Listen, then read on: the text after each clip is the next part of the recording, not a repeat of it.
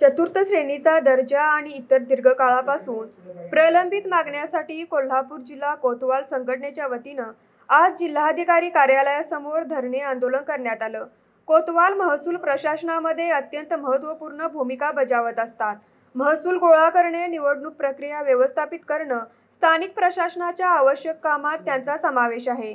तथापि त्यांना अद्याप चतुर्थ श्रेणीचा दर्जा मिळालेला नाही, ज्यामुळे वेतन आणि सुविधांच्या बाबतीत अन्य शासकीय कर्मचाऱ्यांपेक्षा त्यांना वंचित राहावं लागत आहे।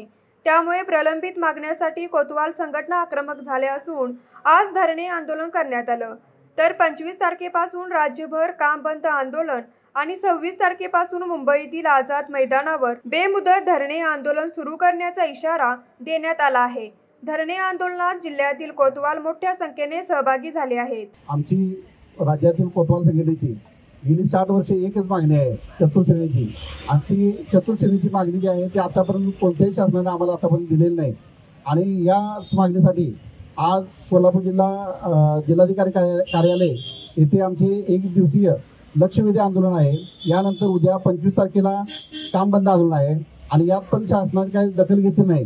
तर दिनांक 26 पासून पूर्ण महाराष्ट्र राज्यातील कोतवाल यांचं आझाद मैदान मुंबई येथे बेमुदत धरणे व काम बंद आंदोलनाची रूपरेषा आहे। माननीय मुख्यमंत्री व महसूल मंत्री यांनी निर्देश दिलेले आहेत की कोतवालांच्या बाबत ब्रिटिश कालापासूनचे जे पद आहे त्याबद्दल काय वेगळा विचार करता येईल, यासाठी समिती स्थापन केली आणि त्या समितीचा अहवाल सुद्धा आता शासनाला सादर झालेला आहे।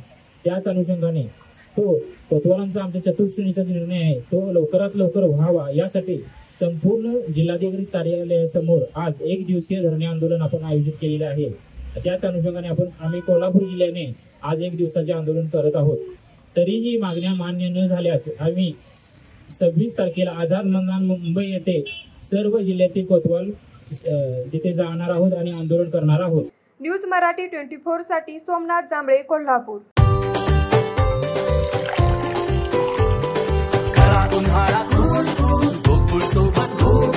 गोकुळच्या ताक, दही आणि लस्सी सोबत हा उन्हाळा बनवा अधिक टेस्टी, अधिक कूल।